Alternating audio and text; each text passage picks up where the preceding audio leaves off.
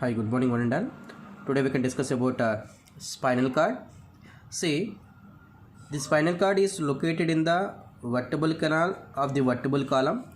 Suppose you have to think this one is the brain. This region is the medulla oblongata. This medulla oblongata is continued with the spinal cord. Here they are having a pore that is called as a foramen of magnum. Now this one is the vertebral column. In the vertebral column inside they are having a vertebral canal. That's why this spinal cord is located in the neural canal or also called as a vertebral column. Now this spinal cord is protected by the vertebrae and also it is protected by the spinal meninges. Same as that of brain, they having a dura mater, arachnoid matter and pia mater. Here this spinal cord is extended from the medulla oblongata to superior border of the second lumbar vertebrae. See here the vertebrates is cervical, thoracic, lumbar, sacral and coccygeal. I already said cervical having a 7 vertebrates, thoracic 12 vertebrates, lumbar 5 vertebrates.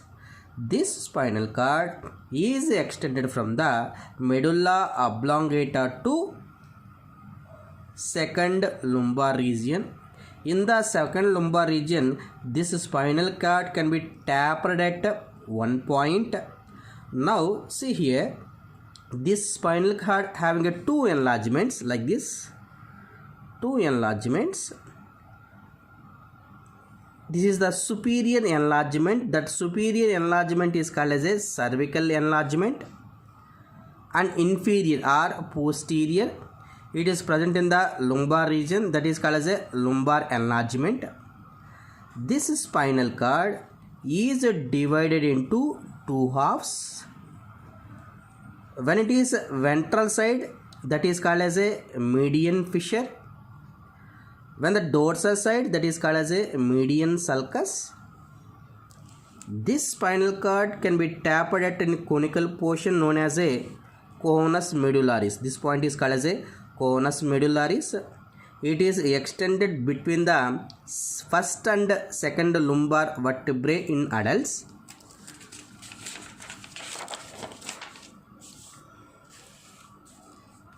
See here, the extensions of conus medullaris as a nervous fibrous tissue to the coccyx is known as a filum terminalis. It means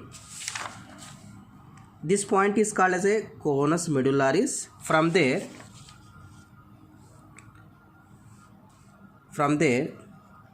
the nervous fibrous tissues is arises up to the coccyx. Now this part is called as a filum terminalis.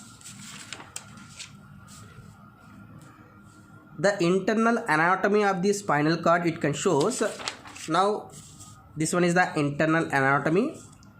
This spinal cord inside they having a gray matter, outside they having a white matter. This gray matter is a H or butterfly shaped. That's why gray matter is surrounded by the white matter, quite opposite in the brain. In brain, outside they having a gray matter, inside they having a white matter. But in the spinal cord, inside they having a gray matter, outside they having a white matter. If the white matter is present, compulsory they having a what type of neurons is present? Myelinated neurons is present. If inside they having a gray matter, they having a unmyelinated neurons, and also they having a cell bodies, and also they having a nasal granules, and also they having a dendrites. Now see here,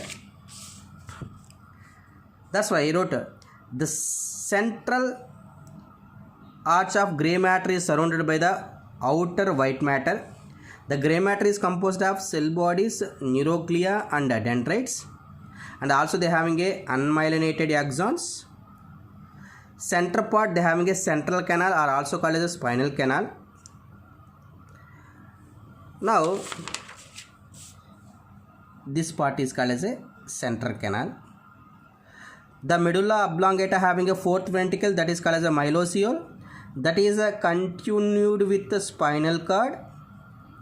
Now that canal, this is called as a central canal. This central canal is lined by ependymal cells. Ependymal cells is the ciliated cells.